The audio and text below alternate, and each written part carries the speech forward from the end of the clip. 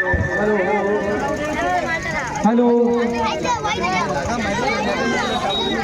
Hello, आप लोग हमारे बीच मजलिस इत्तेहाद उल मुस्लिमीन के राष्ट्रीय प्रवक्ता एडवोकेट आदिल हसन आजाद आएंगे और आप लोग खुशियाँ लगी हुई, आप लोग तशरीफ लाए और इनकी बातों को सुने। और हमारे बीच इंजीनियर मौसम साहब भी है, मुजफ्फर साहब भी है, बहुत दूर से। आप लोग उन लोगों का स्वागत कीजिए तालियों के साथ, तालियों के साथ उनका स्वागत कीजिए। आदिल हसन साहब इंजीनियर मौसम साहब तशरीफ ला चुके हैं और हम हमारे हाफिज अफसर साहब जो पूर्व जिला अध्यक्ष AIM है, तो उनका भी आप लोग मैनेज किया हुआ मजमा नहीं है, पैसा देकर बुलाया हुआ मजमा नहीं है, बल्कि ये मजमा कहीं ना कहीं अवैसी साहब की मोहब्बत में, अख्तर साहब की मोहब्बत में, आदिल साहब की मोहब्बत में खुद ब खुद ये मजमा जो है इकट्ठा हुआ है, ये भीड़ इकट्ठी हुई है। मेरे मोहतरम दोस्तों और बुजुर्गों, हमारे बाहर से आए हुए नौजवान साथी में हमारे नौजवान साथी MIM के एक मजबूत सिपाही फौगाव के जनाब मसीहुल साहब भी तशरीफ ला चुके हैं। मैं उनसे गुजारिश करना चाहूँगा कि वो मंच पे आए। अब मंच पे आए मसीहुल साहब, गुजारिश करना चाहूँगा, और हमारे मास्टर अफराज साहब भी मंच पे आए। तो तमाम MIM के साथियों का दिल से शुक्रिया अदा करना चाहूँगा। दोस्तों, मेरे मोहतरम दोस्तों और बुजुर्गों, आप लोगों ने हमारे आदिल हसन आजाद साहब का आपका आभार है, आपका शुक्रिया अदा करते हैं, दिल से शुक्रिया अदा करते हैं। और हमारे दिलदार भाई जिन्होंने इस मंच को सजाया, मैं शुक्रिया अदा करता हूँ। कचरा से आए हुए साथियों का शुक्रिया अदा करता हूँ। ये भीड़ जो आपको नजर आ रही है, ये भीड़ जो है मैनेज की हुई भीड़ नहीं है, बल्कि ओवैसी साहब की मोहब्बत में ये भीड़ आई है। किसी को मैनेज करने पर लोग नहीं मिलते हैं, पेट्रोल का पैसा देने पर लोग नहीं मिलते हैं, लेकिन ओवैसी साहब की आदिल हसन आजाद साहब की बाइक रैली में सैकड़ों की तादाद में बाइक इनको लाने के लिए बिलासपुर जाती है। तो कहीं ना कहीं आदिल साहब और हमारे अख्तर साहब की मेहनतों का नतीजा है। मेरे दोस्तों और बुजुर्गों, आप लोग यहाँ पे बैठे हैं, बैठे रहिए। आप लोग जिनको टीवी पर हमेशा देखते हैं, हमेशा टीवी पर देखते हैं, नेशनल न्यूज पर देखते हैं, उनको आज आप लोग रूबरू और अपने माथे के आंखों से देखेंगे और अपने कानों से सुनेंगे। इंशाअल्लाह आप लोगों का मिजाज, आप लोगों की तबीयत खुश हो जाएगी। मेरे दोस्तों और बुजुर्गों, जब ये टीवी में विरोधियों को जो है विरोधियों को जवाब देते हैं, तो आप लोगों का सीना चौड़ा होता है कि नहीं। जब ये कटिहार का लाल नेशनल न्यूज पर बैठता है, जब ये बलरामपुर का बेटा आदिल हसन नेशनल न्यूज पर बैठता है दोस्तों, तो आपका सीना, और जब हमारे आदिल साहब किसी अधिकारी से बात करते हैं तो मेरा सीना गर्व से चौड़ा हो जाता है। मैं यही सोचता हूँ कि आखिर बलरामपुर में भी हमारे काबिल लोग हैं, हमारे बलरामपुर में भी बलरामपुर का काबिल बेटा है। मेरे मोहतरम दोस्तों और बुजुर्गों, आज असदुद्दीन ओवैसी साहब मुसलमानों की क़यादत की बात करते हैं, मुसलमानों की लीडरशिप की बात करते हैं, मुसलमानों को कहीं ना कहीं आगे बढ़ाने की बात करते हैं, तो कहीं ना कहीं विरोधियों के पेट में दर्द होने लगता है, विरोधियों के पेट में मरोड़ होने लगता है। क्यों? आखिर इसलिए कि पहले हम मुसलमानों का वोट लेते थे, लेकिन मुसलमानों के जो है किसी मसाइल पे ध्यान नहीं देते थे। आज ओवैसी साहब ने आकर मुसलमानों को जगा दिया और नौजवानों को सीमांचल के हर एक बच्चों की मुंह में जो है जबान दे दिया। इसलिए आज विरोधियों के कहीं ना कहीं पेट में मरोड़ होता है। मेरे दोस्तों, तो मैं अर्ज करना चाहूंगा कि यह ओवैसी साहब की देन है, जिन्होंने हमें सवाल करना सिखाया, जिन्होंने हमें मुंह में जबान दिया और सवाल करना सिखाया और कहा कि कोई भी अगर आपके पास आपका वोट मांगने आता है तो आप अपनी लीडरशिप की बात जरूर कीजिएगा, अपनी क़यादत की बात जरूर कीजिएगा, अपने नेतृत्व की बात जरूर कीजिएगा। मेरे मोहतरम दोस्तों और बुजुर्गों, मैं आपसे एक सवाल करना चाहता हूँ, आपसे मैं कुछ बात पूछना चाहता हूँ, उसका जवाब आप लोग दीजिएगा। मेरे मोहतरम दोस्तों और बुजुर्गों, मुझे बताइए यादव का नेता कौन? बताइए यादव का नेता कौन? लालू यादव, तेजस्वी यादव। कोयरी कुर्मी का नेता कौन? नीतीश कुमार। सहनी का नेता कौन? मुकेश सहनी। और पासवान का नेता कौन? चिराग पासवान, रामविलास पासवान।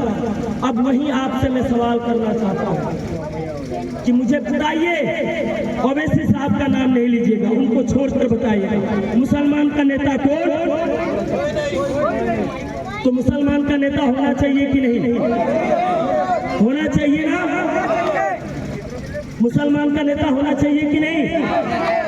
मात्र 2.5% सहनी है, जिसको मल्ला बोलते हैं। हमारे यहाँ माला बोले, माला, हमारे यहाँ माला बोलते हैं, जरा माछ मारे। मल्ला की आबादी, सहनी की आबादी मात्र 2.5% है। और राहुल गांधी जी हो या तेजस्वी जी हो, 2.5% वालों को अपनी गाड़ी में लेकर घूम रहे हैं। 2.5% वाले भी तेजस्वी से या राहुल गांधी से डायरेक्ट जुड़ा नहीं है। डायरेक्ट नहीं ना जुड़ा है, इनडायरेक्ट है।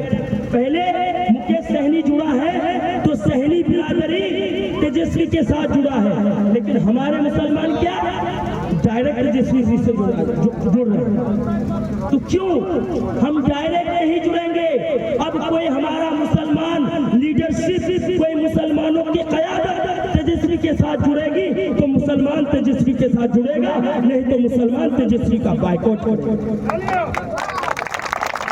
तो ओवैसी साहब अगर तेजस्वी से जुड़ते हैं तो हम लोगों को तेजस्वी से जुड़ने में कोई दिक्कत नहीं है, क्योंकि मेरे दोस्तों और बुजुर्गों, नेता नेतृत्व का गुलाम होता है, क़यादत का गुलाम होता है, लीडर लीडरशिप का गुलाम होता है।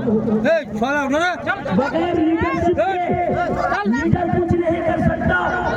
आप जानते होंगे 2018 में मौलाना असगरुल हक कासमी सांसद हुआ करते थे और तलाक़ सलासा का मसला संसद में चल रहा था। ओवैसी साहब ने तलाक़ सलासा को इतना उठाया कि पूरी दुनिया और पूरा हिंदुस्तान जान गया कि तलाक़ सलासा क्या है, तलाक़ सलासा क्या है। लेकिन उसी पर मौलाना असगरुल हक कासमी साहब बात करना चाहते थे, लेकिन कांग्रेस के लीडरशिप ने मौलाना असगरुल हक कासमी साहब को बात करने नहीं दिया। इंतकाल से कुछ महीना पहले मौलाना असगरुल हक साहब, अल्लाह ताला उनको जन्नत अता फरमाए, वो इंतकाल कर चुके हैं। लेकिन मौलाना असगरुल हक साहब लाइव आते हैं, वीडियो बनाकर मुसलमानों से माफी मांगते हैं और कहते हैं कि मेरी शरीयत पर हमला हो रहा था, मेरे मुस्लिम पर्सनल लॉ बोर्ड पर हमला हो रहा था, मुसलमानों का हक दबाया जा रहा था, लेकिन मैं एक ऐसे बैनर तले था कि अपनी जबान को खोल नहीं पाया। मुसलमानों, उसके लिए मैं आप लोगों से माफी मांगता हूं। तो मुझे बताइए, ऐसे बैनर तले हम लोगों को क्यों रहना है जो बैनर हम लोगों को बोलने की आजादी ना देता? भाई तलाक़ सलासा में एक मौलाना से बेहतर कोई बोल पाएगा?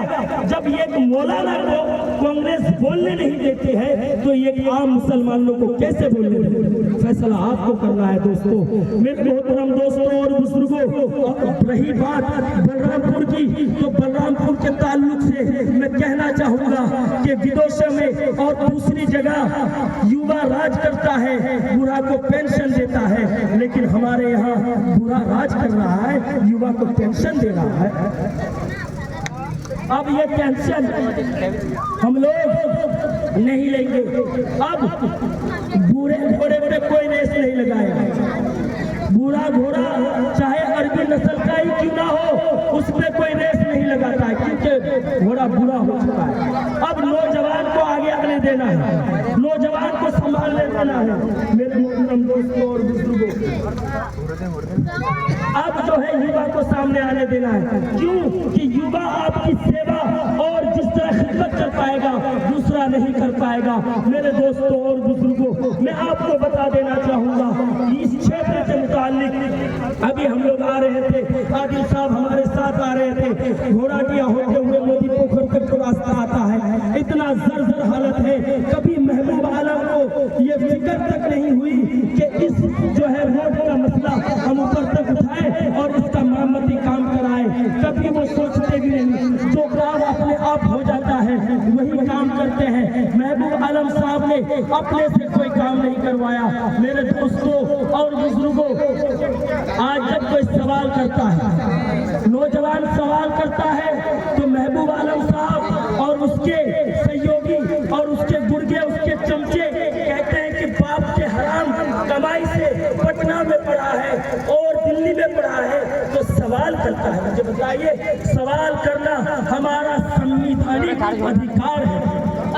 आर्टिकल 19 हमें यह अधिकार देता है कि हम कभी भी किसी वक्त भी किसी से भी कोई सवाल कर सकते हैं, क्योंकि संविधान में आर्टिकल 19 हमें अभिव्यक्ति की आजादी देती है, बोलने की आजादी देती है। लेकिन जब उस आर्टिकल का हम लोग उपयोग करते हैं, इस्तेमाल करते हैं, तो कुछ आजकल के उनके चमचे कहते हैं कि हराम की कमाई से सवाल करता है, हमारे यहाँ वो लड़का सवाल करेगा तो हम उसके घर में चढ़कर का मानने का काम करेंगे। और अपने मुंह से गलत शब्दों का उपयोग भी करते हैं। इस तरह गलत शब्दों का उपयोग करते हैं, इस तरह का गलत शब्दों का उपयोग करते हैं। अब शब्दों का उपयोग करते हैं कि 10 आदमी के सामने उन शब्दों का नाम भी नहीं लिया जा सकता। मेरे साथियों, तो मेरे मोहतरम दोस्तों और बुजुर्गों, वक्त की काफी किल्लत है और हमारे रहनुमाओं की कसरत है। यहीं से मैं अपनी तकरीर को खत्म करता हूँ। अगर बोलने में कोई खता हो गई हो तो अपना सा तालिब इल्म समझकर माफ कीजिएगा।